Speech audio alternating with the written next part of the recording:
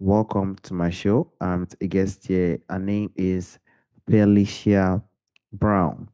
Mrs. Felicia, how are you doing, ma? I'm good. Thank you for having me.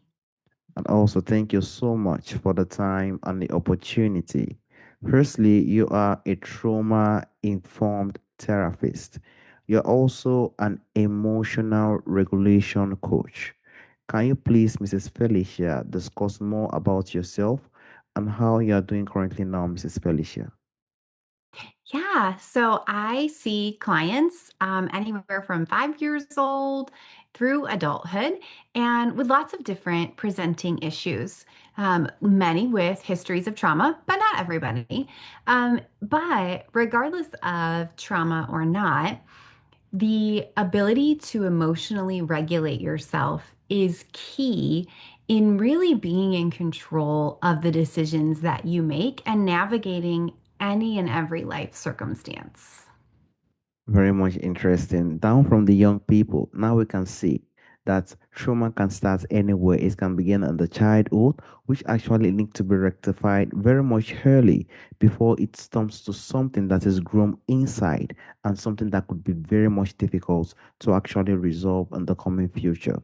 And also with the experience you've had more in the perspective of a trauma-informed therapist, have you written any book or are you planning to write any book in the coming future, Mrs. Felicia? I actually would love to write a book. That is one of my big goals. I'm currently working on my doctorate degree, so the focus is more on the dissertation aspect, but that writing a book about emotional regulation and emotional safety, etc., is one of my big goals for sure. Definitely, understanding better in regards to our emotions, it actually helps us in a very huge way because our body, as humans, we really work more in point of emotions. And that is why I would also like to drive to the point of listeners who are trying to grow, heal, or succeed in life. How do you think they can begin to understand that emotional safety is not a luxury, but a foundation for real and lasting transformation? Mrs. Felicia. When we think of emotional regulation, we should really think of the nervous system. And when we think of the nervous system, we have to realize that that is the same system that controls all of the bodily functions we don't have to think about. Our heart's beating, our breathing, even being able to just walk, talk, move without really thinking about it. That's all part of the nervous system. And so, if all of those parts are vital and not a luxury, then feeling safe emotionally is also vital because it's one of those main core life giving systems. But yet, we've often brushed it to the side to where if we were having trouble breathing, we wouldn't brush that to the side. And yet, our emotions are just as impactful and very much decide how our quality of life is as if we can breathe fully. You made it a very powerful point, Mrs. Felicia, a nervous system. Our nervous system plays a very powerful role in our emotions, how it has been brought up, how it is being brought down, and how we can also grow and also succeed as well. The nervous system is one of a very important role as humans. We actually need to also focus on and also use not a point of luxury, but to understand it better so that we can help our emotions alongside it as well. And also, people want to understand what emotional safety actually looks like because we don't understand our life, everything that we do, decision that we make most of the time comes through the emotions that goes behind it. So what does emotional safety actually looks like in everyday life, especially for high achieving women who are used to So, functioning well while feeling unsettled inside, Mrs. Felicia? so a lot of times when we think about emotional regulation, people think, oh, that just means I need to be calm. And like, well, it's not part of my personality to be calm. I'm, explosive or I have a big personality or whatever. But true emotional regulation, true emotional safety does not mean that you are calm all of the time. It means that you feel in control of your emotions, regardless to fight, flight, freeze, or fawn, that you can stay grounded and stay in your rational mind, even if you're angry or sad. The nervous system wasn't meant to just be chill all the time. That's not true emotional safety. Emotional safety is being able to experience all of the emotions and still stay in control of your thoughts. Honestly speaking, Mrs. Felicia, that is really difficult, but we have to try our best to build ourselves to actually embrace that because despite the life that we find ourselves, social media, the criticism around the world, news, every single thing jam packs together, and we can actually be in the position whereby we can balance ourselves and control those emotions for us to actually focus more better. It's actually a real person that can actually do that. And that is the beauty of the conversation we are having today, so that people can understand better that that emotion is very important for them to actually try to subdue and also control despite every emotions that come around them. And that is why I would like to drive to the point of forcing, because someone might be in a position whereby they're trying to force that growth. They're trying to actually put that sense of pressure in the emotions.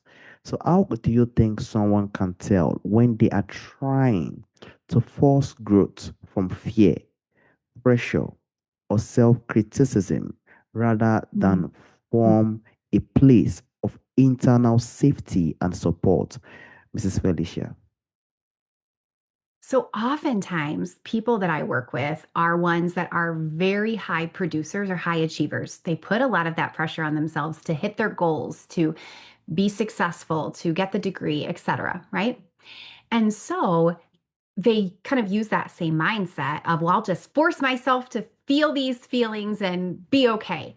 And in reality, that has kind of the opposite effect.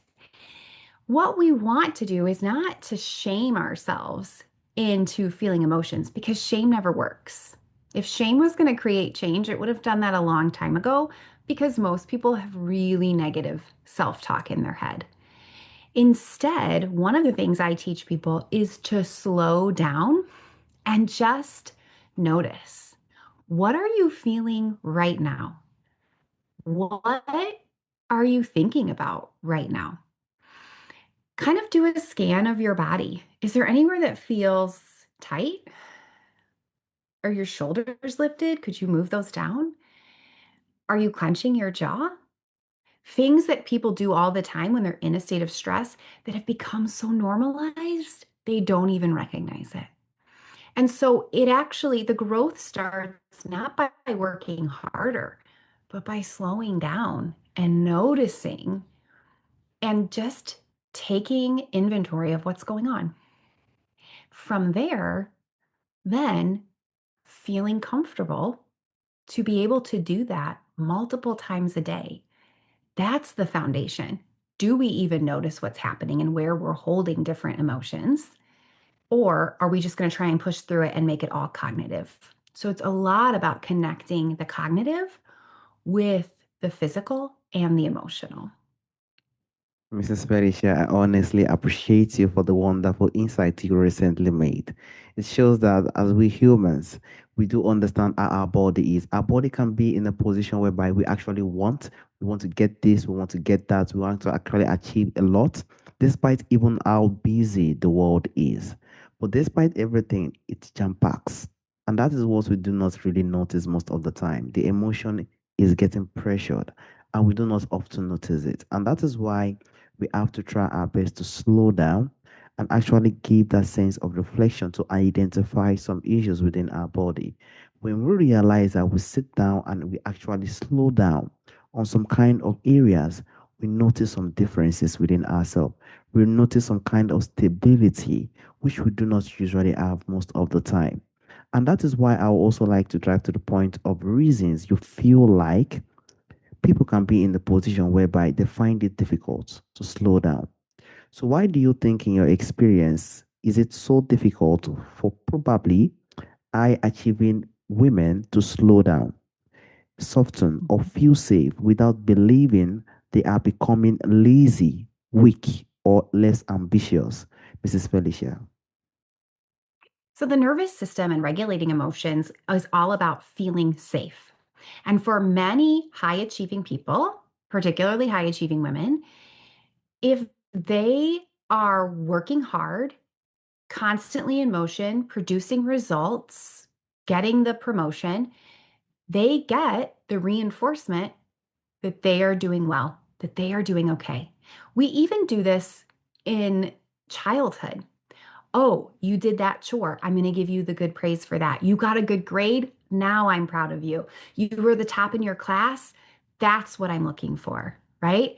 So we learn from an early age through a lot of these really subtle messages that we are worth positive attention and praise when we perform.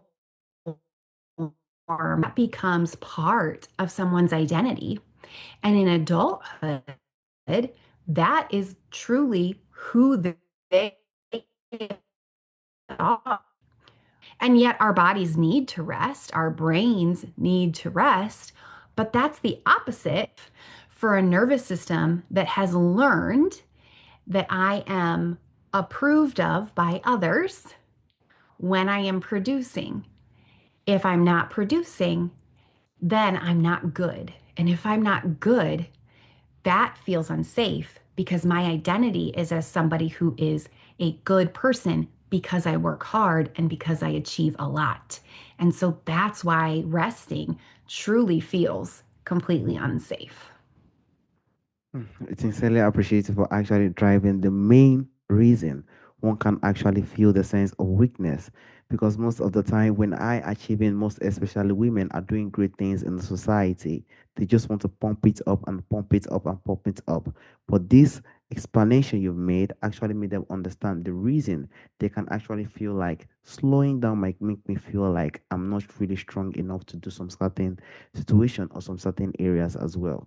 So I sincerely appreciate you for the wonderful insight, Mrs. Felicia. Lastly, Mrs. Felicia, I would just like to drive to how you feel or how do you think emotional safety can begin to change the way women, probably listeners, to show up in work, relationship, leadership, and the way they define success, Mrs. Felicia. When you feel emotionally safe in your body, and when you feel that you can handle any situation, regardless of the outcome, you are then empowered to act, work, make decisions in a way that aligns with what you truly want. You're not afraid to speak up at that meeting because somebody might make a comment or look down on you because it doesn't matter to you as much anymore. I'm not saying it doesn't matter at all, but it doesn't matter as much. You know that you're going to be okay no matter what they think. And so you feel empowered to speak up. You then are not afraid to ask for that promotion or that raise because you know you deserve it and you know your worth far exceeds what you are being paid for.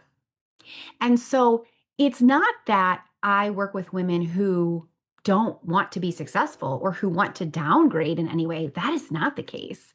I actually work with women who, for the most part, enjoy their work, but don't feel fulfilled by it anymore. And in fact, feel like it's draining them.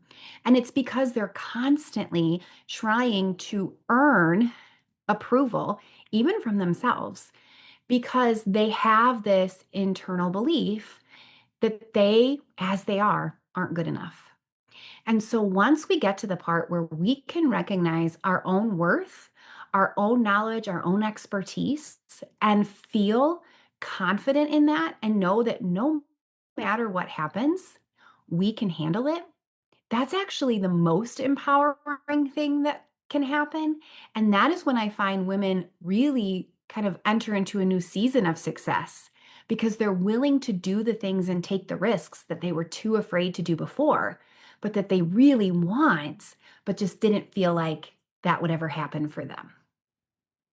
This is Felicia. You're actually it is, and that the message you actually brought in the recent conversation was clarity.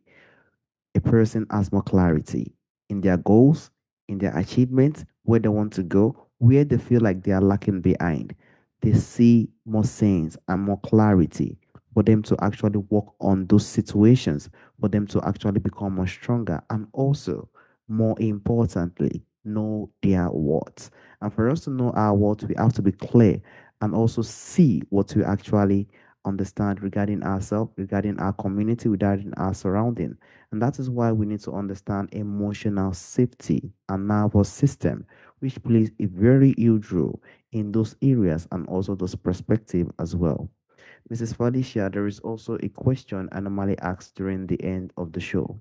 From our forefathers, from our ancestors, there are a lot of beautiful things that do exist during our forefathers' time that is missing in our time today. If there is anyone or anything we would like to bring back to our time today, Mrs. Felicia, what do you think that thing would be, Mrs. Felicia? Connection and community. We are theoretically more connected than we've ever been because of technology, but we don't have the support and we don't have the connection. I work with so many people that are so lonely, that don't have a community, that don't have friends, that don't have support. And so, if I could bring back anything, it would be more of that community living, kind of that interdependence that allowed people to really live life together instead of living life side by side on the internet. Sincerely appreciate that wonderful insight, which is one of the greatest source to emotional safety. Because when we have the right people around us, we speak, we gist, we communicate physically. It helps the emotions, it helps the nervous system, and it provides safety as well. But in the world we find ourselves today, we do hope that more connection actually comes out and people actually see values in actually having dialogue, communication physically with people. We know more of the digital and also other perspective, just like we are doing currently as well, currently. But we do hope more great things and more personal connection comes around to help the emotions, to help the nervous system and other perspective in our health as well. Mrs. Felicia, I want to use this opportunity to thank you for the time and the opportunity for us to have this profound and insightful conversation. Thank you so much, Mrs. Felicia. Thank you for having me. I enjoyed our conversation. All right, Mrs. Felicia. Have a wonderful day, Mrs. Felicia. Bye bye. Bye.